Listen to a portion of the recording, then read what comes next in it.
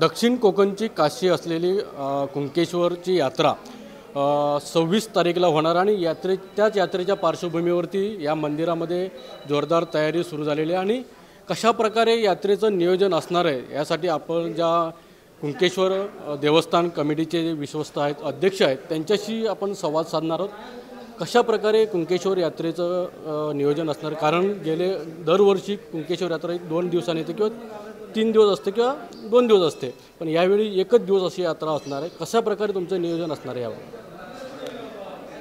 स्वयंभू श्रीदेव कुणकेश्वर जी कोकणची काशी म्हणून आज पूर्ण जगात त्याचा प्रसार झालेला आहे, अशा स्वयंभू कुणकेश्वर कोकणच्या काशीचा महामहोत्सव असं म्हटलं तर वावगं ठरणार नाही। तो रात्री 25 तारीखला रात्री 1 वाजता म्हणजे 26 तारीखच्या पहाटे रात्री 1 वाजता सन्माननीय पालकमंत्री नितेशजी राणे यांच्या हस्ते प्रथमपूजा चालू होईल।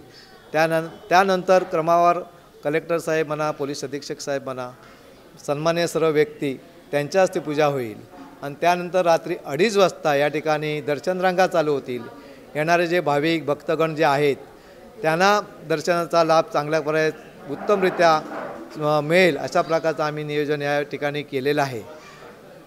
त्याचप्रमाणे येणारे जे भाविक आहेत, भक्तगण जे आहेत, त्यासाठी रस्त्याची सुविधा किंवा या ठिकाणी स्वच्छतागृह म्हणा किंवा राहण्याची सोय म्हणा की ज्या लेवलने आम्हाला जेवढं काय शक्य होईल, ज्या लेवलने जास्तीत जास्त येणाऱ्या भाविक पर्यटकांना सुविधा देता येतील त्या दृष्टिकोनाने आम्ही ग्रामपंचायत कुणकेश्वर, देवस्थान ट्रस्ट कुणकेश्वर संबंधित लोकांनी जास्तीत जास्त त्याचं नियोजन केलेलं आहे आणि त्याप्रमाणे आपण सर्व भाविकांनी जास्तीत जास्त लाखोंच्या संख्येने येऊन या ठिकाणी ह्या देवाचं स्वयंभूचं दर्शन घ्यायचं आहे आणि आपल्या आनंद आपल्या आयुष्यात निर्माण करायचा आहे। विषय राहिला दुसऱ्या दिवशीचा महत्त्वाचं म्हणजे एस टीचं बाब असेल किंवा आणि म्हणजे येण्या जाण्यासाठी सुविधा, त्यासुद्धा एस टी खात्याशी संपर्क साधून शासकीय लेवलला त्या खात्याच्या नियोजन किंवा नियोजनाची बैठक घेऊन त्या संबंधित ज्या काय सुविधा आहेत त्या खात्याची आपण बैठका घेऊन त्या सर्व सुविधा प्रत्येक भाविकाला कशा मिळतील त्याचे आटोकाट प्रयत्न केलेले आहेत। मग रस्ते असू देत, वीज असू देत, पाणी असू देत। त्याच्यानंतर राहिला विषय दुसऱ्या दिवशीचा 27 तारीखला महाकुंभमेळा आता जो आहे त्याचाच अनुषंगाने की या ठिकाणी 27 तारीखला पवित्र तीर्थस्नानाचं योग या ठिकाणी आतापर्यंतच्या याच्या इतिहासात हा नंबर 1चा या ठिकाणी योग आहे आणि ह्या योगाला सुद्धा लाखो भाविक या तीर्थस्नानासाठी मन खास येत असतात, कारण त्याचं महात्म्य ह्या सगळ्यांना आजपर्यंत पटलेलं आहे आणि हा देव नवसाला पावणार आहे ह्याची ख्याती आज पूर्ण जगभर पसरलेली आहे। तर ह्या सगळ्याचा आपण सर्वांनी आनंद घ्यायचा आहे आणि जे काय निसर्गाने इथं भरभरून दिलेलं आहे त्या निसर्गाचा आहे पण सर्वांनी आस्वाद घ्यायचा आहे। या देवाचं दर्शन घेऊन तोही आनंद निर्माण करायचा आहे आणि सर्व आनंद या ठिकाणी साजरा करून आपण या ठिकाणी परतीला आनंद जायचा आहे या ठिकाणी ह्यासाठी आपल्याला सर्वांना। त्याचप्रमाणे यावेळेला देवस्थानने एक चांगल्या प्रतीचा प्रसाद या ठिकाणी ठेवलेला आहे, कमीत कमी चांगल्या दर्जाचा आणि कमीत कमी रेटमध्ये, हाही आपल्याला चांगल्या प्रकारे मिळेल तोही त्या सर्व लोकांनी घेऊन जायचं आहे। सर्व आपल्या भविष्यात आणि आनंद निर्माण करायचा आहे हेच आपल्याला सांगू इच्छितो आणि सर्वांसाठी श्री कुणकेश्वरची प्रार्थना करतो की सर्वांना उत्तम आरोग्य लाभो, सर्वांच्या इच्छा महत्त्वाच्या पूर्ण हो आणि सर्वांना उदंड शक्ती लाभो ही श्री कुणकेश्वर चरणी प्रार्थना करतो आणि सर्वांना शुभेच्छा देतो। जय हिंद, जय महाराष्ट्र, धन्यवाद। साहेब, इथे ज्या म्हणजे ग्रामीण भागातून जे देवस्थान आहेत, जे ग्रामदेवता आहेत, त्या ग्रामदेवता किती देव स्वाऱ्या या कुणकेश्वराच्या भेटीला येणार आणि ह्याचं भेटीमागचं नेमकं रहस्य काय वैशिष्ट्य आहे?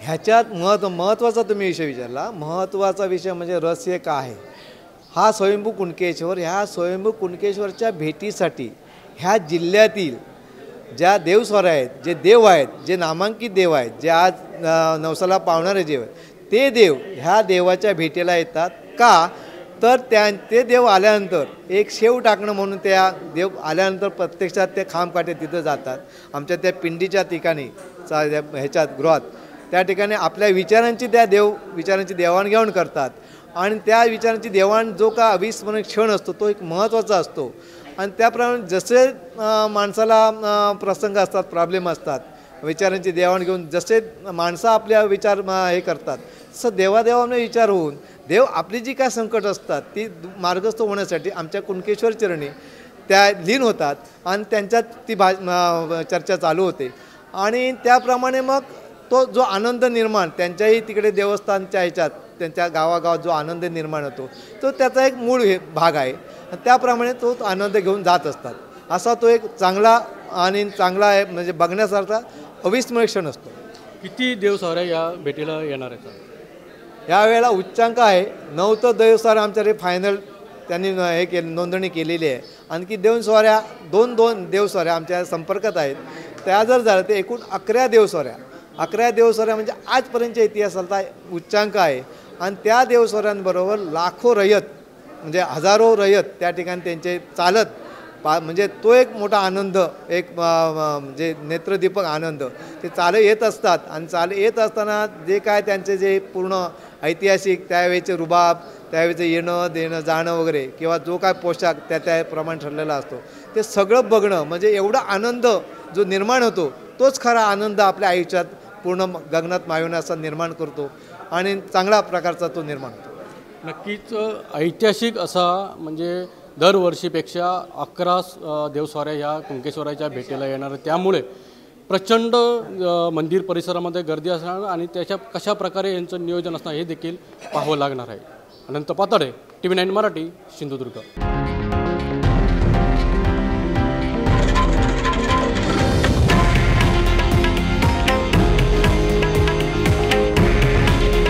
हे आहे देशातील नंबर 1 न्यूज नेटवर्क आणि आपण पाहत आहात TV9 मराठी.